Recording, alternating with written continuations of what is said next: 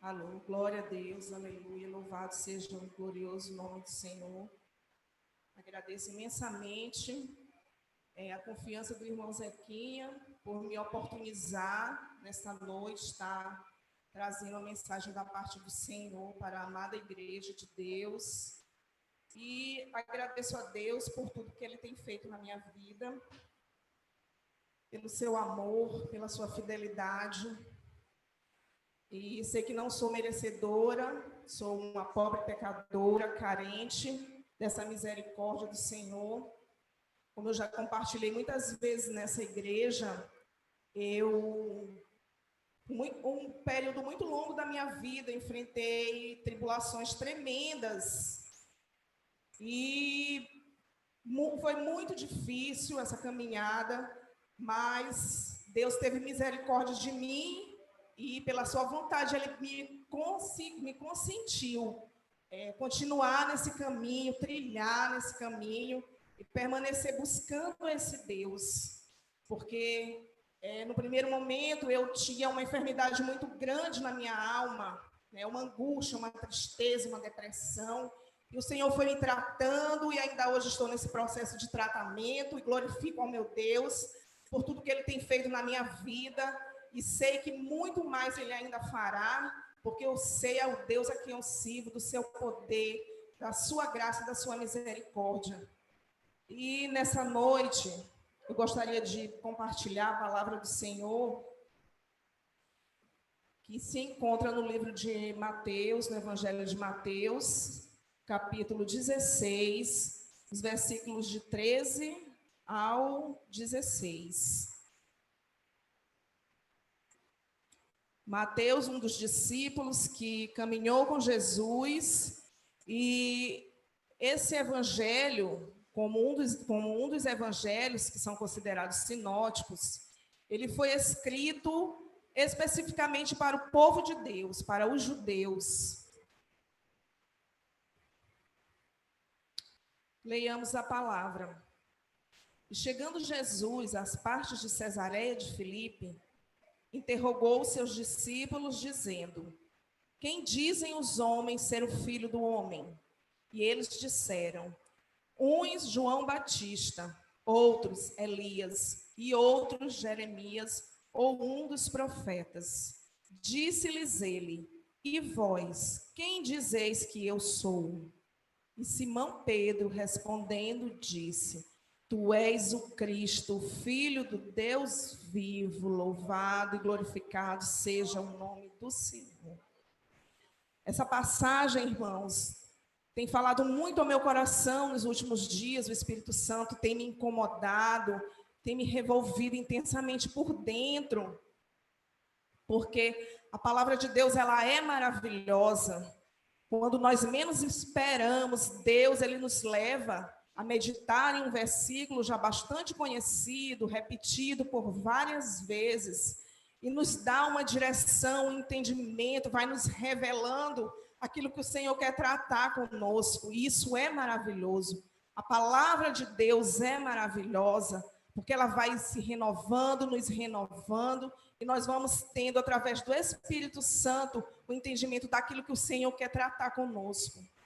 E quando o irmão Zequinha falou comigo no domingo passado, o Senhor já havia falado ao meu coração muito sobre este trecho, sobre este versículo, mas a questão de dar um tema para uma mensagem ainda é uma dificuldade minha, porque ainda me considero uma aprendiz desse caminho da pregação.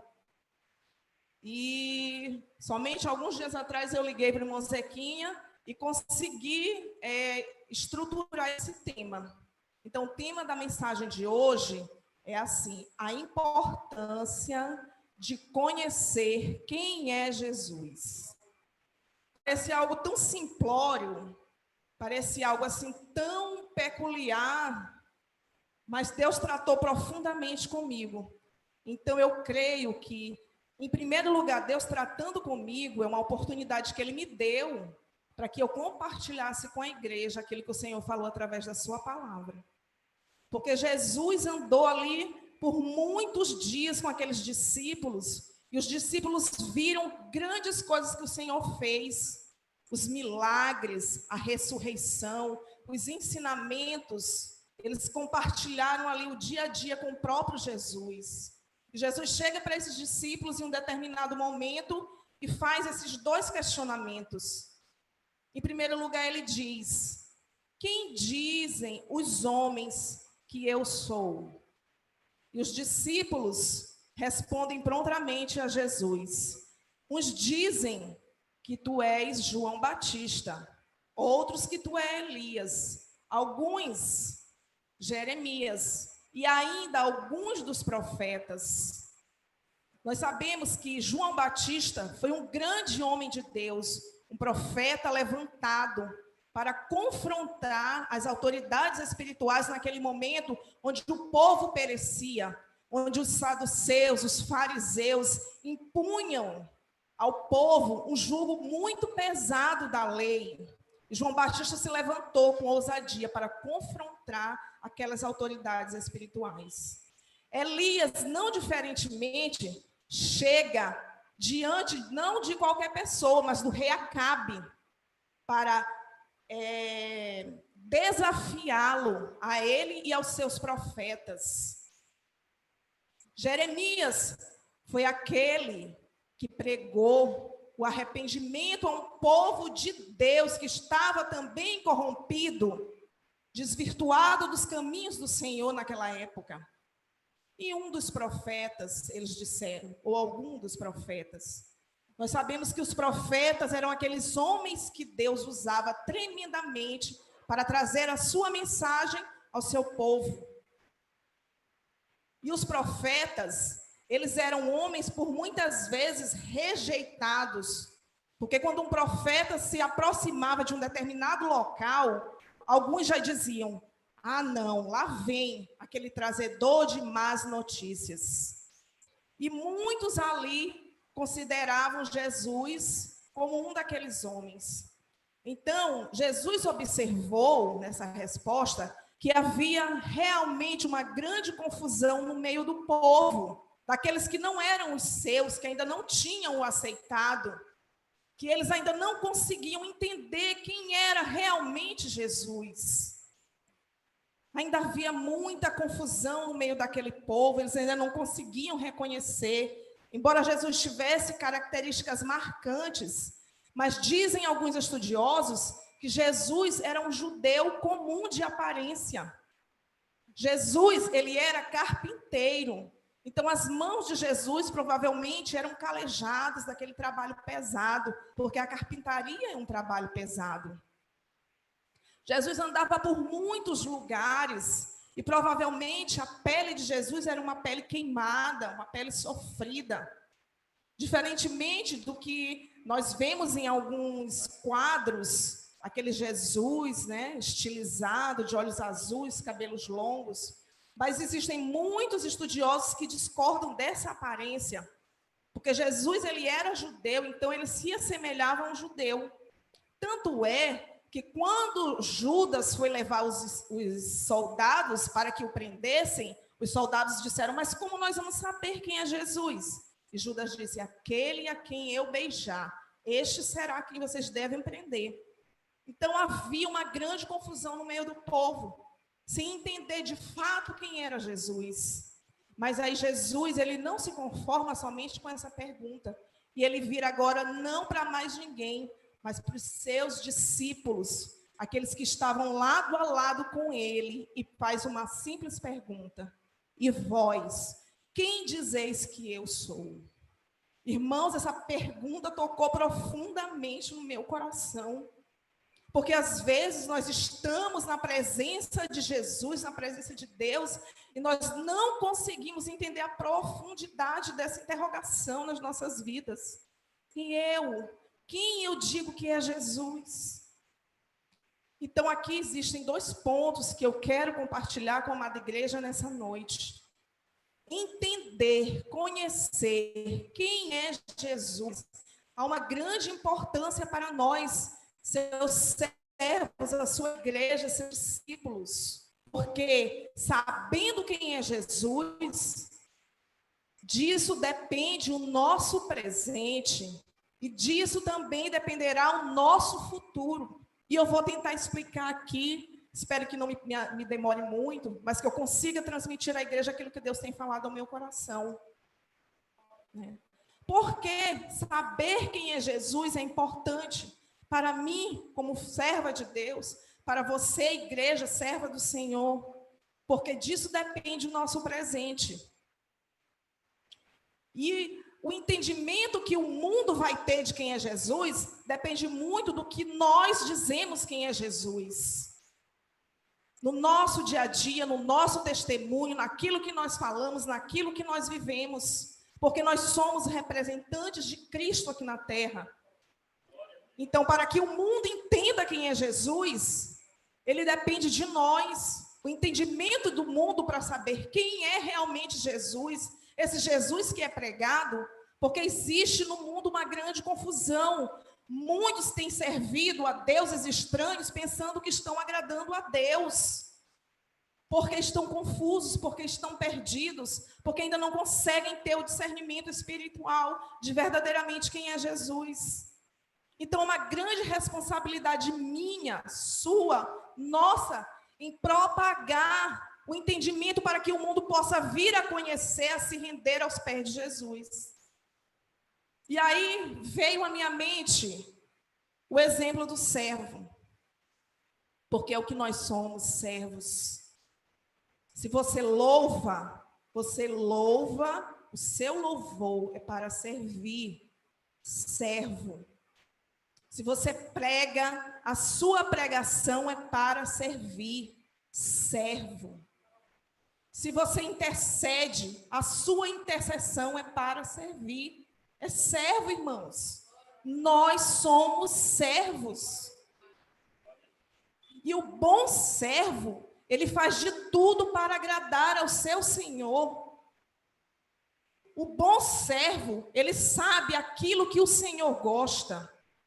Como ele vai fazer para que o Senhor fique satisfeito? Aonde ele pode ir? Onde ele não pode ir? O que ele pode falar e o que ele não pode falar? E esse relacionamento de servos e Senhor vai gerando em nós intimidade. Nós passamos a ser íntimos do nosso Senhor. E a intimidade, ela vai gerando a comunhão. E se nós nos portamos como servos e queremos agradar ao nosso Senhor, nós temos comunhão com o nosso Senhor. E essa comunhão, ela vai gerar em nós obediência. E nós seremos obedientes ao nosso Senhor. E o mundo, através da nossa obediência, da prática de nós servos da palavra do Senhor, vai fazer com que o mundo reflita. Realmente, aquela pessoa é diferente. Realmente, ali vai um servo do Deus vivo, como muitas vezes os homens de Deus foram chamados aqui na palavra de Deus. Aleluia, louvado seja o nome do Senhor. Então, nós nos colocarmos como servos obedientes e agradando ao nosso Senhor, buscando agradar ao nosso Senhor. O nosso Senhor, ele vai ter prazer em nos abençoar. Ele vai ter prazer em retribuir, mesmo sem nós merecermos, a nossa obediência. Porque o Senhor, ele é bom, ele é maravilhoso, ele tem prazer em nos abençoar. E não é qualquer bênção, porque às vezes nós pedimos algo para o Senhor, mas o Senhor, ele sabe de todas as coisas, e ele sabe que aquilo que você tem pedido, talvez vai fazer com que você se afaste dos caminhos dele, então ele não concede. Ele quer a sua perseverança, ele quer que você busque, ele quer que você continue, porque ele tem o melhor para nós. Deus, ele faz para nós aquilo que ninguém mais pode fazer. Porque diferentemente de nós, que nos limitamos apenas ao nosso passado e às vezes ao nosso presente, Deus, ele é onisciente e conhece o nosso futuro. Louvado seja o nome do Senhor. Então, é importante que nós, como servos, possamos verdadeiramente conhecer quem é Jesus e levar esse Jesus para fora, para o mundo lá fora. E porque saber a importância de conhecer Jesus vai definir o nosso futuro. Jesus, nessa mesma passagem do capítulo 16, ele continua o diálogo com seus discípulos. E Jesus sabia que dias terríveis viriam na vida daqueles discípulos, porque ele teria que ser crucificado, ele teria que morrer, porque esse era o propósito da vinda de Cristo a essa terra, era morrer por mim e por você, por nossos pecados. Por isso que hoje nós estamos aqui, porque fomos alcançados por esse sacrifício de sangue naquela cruz. E como nós já sabemos, a morte de cruz era uma morte indigna, era uma morte impura. E Jesus, ele se reduziu à forma de servo, obediente, para que estivesse naquela cruz, para que hoje eu e você tivéssemos vida. E ele muito falou aos discípulos: é necessário que eu padeça, é necessário que eu morra. E Pedro, antes respondendo: Jesus, tu és o Cristo, Filho de Deus, foi o mesmo que disse para Jesus: Senhor, não faças isso contigo, tu não irás morrer. E Jesus imediatamente o repreende: para trás de mim, Satanás. Porque naquele momento, Pedro, ele tirou os olhos de tudo aquilo que Jesus vinha ensinando, de tudo aquilo que Jesus vinha falando, pregando, porque era necessário que Jesus morresse. Mas Pedro se esqueceu do principal, que ele ressuscitaria. Louvado seja o nome do Senhor. Jesus sabia que dias difíceis viriam na vida dos discípulos, porque ele não estaria mais ali com eles. Naquele momento, os discípulos, eles iriam ficar só. Só que Jesus sabia que se aqueles discípulos ficassem só, mas se eles tivessem o pleno conhecimento de quem era Jesus, o Cristo, o Filho de Deus, eles prevaleceriam. Aleluia. Porque nessa mesma passagem Jesus diz: sobre esta pedra, que era ele, eu edificarei a minha igreja e as portas do inferno não prevalecerão contra ela. Aleluia, louvado seja o nome do Senhor. Se os discípulos se dispersassem e não entendessem o plano de Jesus Cristo aqui na terra, o futuro da igreja estaria comprometido. Porque quem iria pregar a palavra? Quem iria levar o evangelho de salvação? Então Jesus se preocupou em perguntar aos seus discípulos: e vós quem dizeis que eu sou? Porque é importante que nós saibamos quem é Jesus. Esse Jesus a quem nós servimos, o Cristo Todo-Poderoso, Filho de Deus, aquele que pode todas as coisas, aquele que não conhece derrota, que pode fazer o impossível na minha e na sua vida. Esse é Jesus. Então, disso dependeria o futuro da igreja, o nosso futuro. Porque foi através da pregação desses discípulos que nós, o povo gentio, que não era o povo de Deus, foi alcançado pela graça e pela misericórdia da pregação do evangelho de Deus. E isso tem que ser motivo de alegria em nossas vidas. É difícil, irmãos, é difícil. Não é fácil permanecer fiel às coisas do Senhor, à sua palavra, nos dias em que nós vivemos hoje. Muitos são os banquetes que o mundo tem nos oferecido. Muitas são as facilidades que o mundo tem nos oferecido. Muitas são as sutilezas com que Satanás vem e tenta enganar a sua igreja. E Jesus diz lá em Mateus no capítulo 24, versículos 4 e 5. Acautelai-vos para que ninguém vos engane, porque muitos virão em meu nome dizendo, eu sou o Cristo. Aleluia! E se você sabe quem é Jesus, você conhece a promessa de Jesus na sua vida, você não será enganado. Você irá permanecer sabendo a quem você serve, sabendo para que você foi chamado. Porque, às vezes, nós, como cristãos, nós queremos apenas a bonança. Mas quando vem a tempestade, quando vem o deserto, nós começamos a murmurar. Deus não me ouve. Onde está o meu Deus? Nós nos esquecemos que somos barro na mão do oleiro. E o barro, antes que ele se torne um vaso, ele é amassado. É muito amassado, é molhado.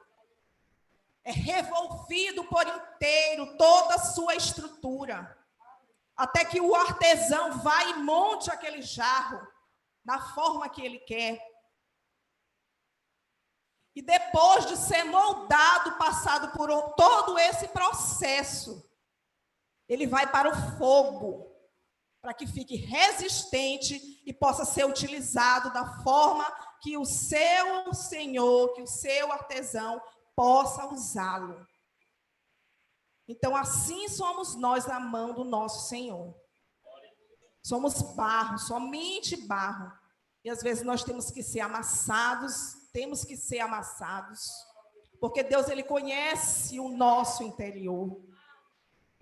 Talvez você diga, mas eu não faço isso, não faço aquilo, eu sou tão bom, eu sou direito. Mas Deus conhece o íntimo do seu coração. Porque Deus diz na sua palavra, que ainda que você fosse informe, no ventre da sua mãe, ele já te conhecia, ele já te chamava pelo nome. Nós, como cristãos, precisamos muitas das vezes passar pelo fogo, porque é através do fogo que nós vamos adquirir resistência para permanecer.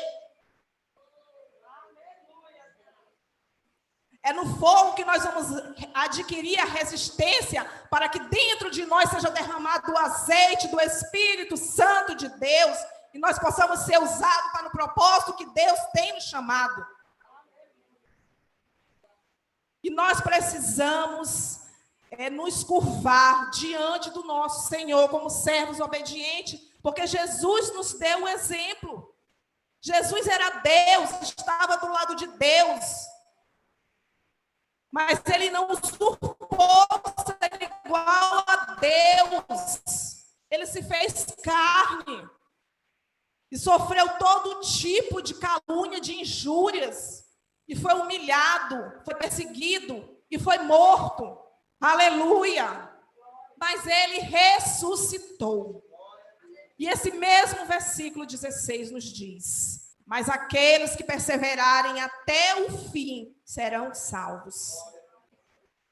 Meus irmãos, nós temos que entender que nós vamos atrás das bênçãos materiais e o Senhor, ele nos dá porque ele nos ama. Porque ele sabe das nossas necessidades. Mas o maior objetivo da morte de Jesus Cristo não é essa vida. É a nossa salvação junto do nosso Deus, na glória, no céu de glória. E Jesus disse, haverá guerras e rumores de guerra. Se levantará nação contra nação, reino contra reino, haverá peste, haverá fome. Mas isso ainda não é o fim. Aleluia! Então, o que tem acontecido, nós não devemos nos escandalizar, nos preocupar, porque quanto mais se aproxima a vinda do Filho de Deus, as coisas tendem a piorar. Porque o mundo geme pela manifestação do Filho de Deus. E Jesus, ele disse, não se turbe o vosso coração, Credes em Deus, credes também em mim. Aleluia!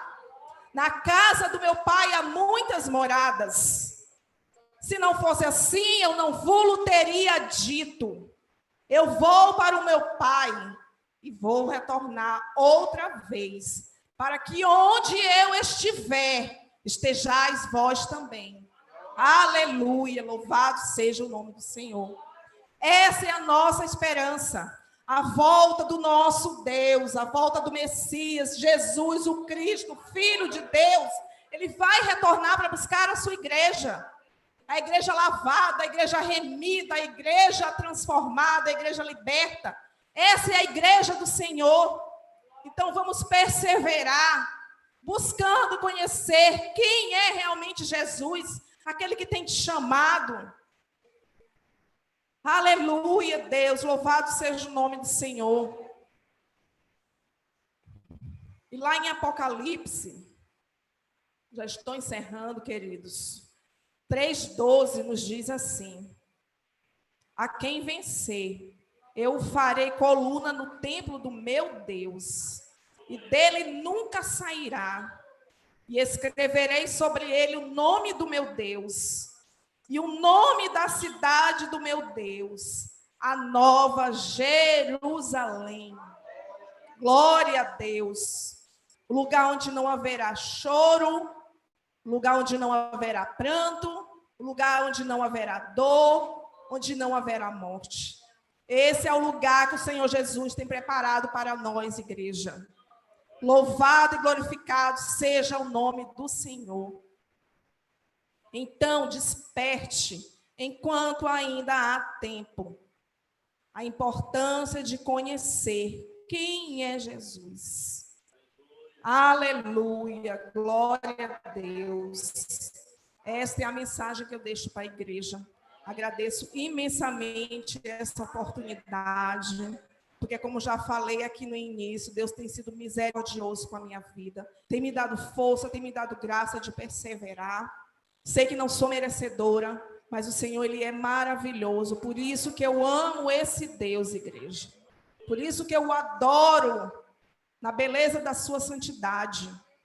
Não porque sou perfeita, mas porque sou falha, porque sou pecadora, por isso necessito de Jesus. Louvado seja o nome do Senhor.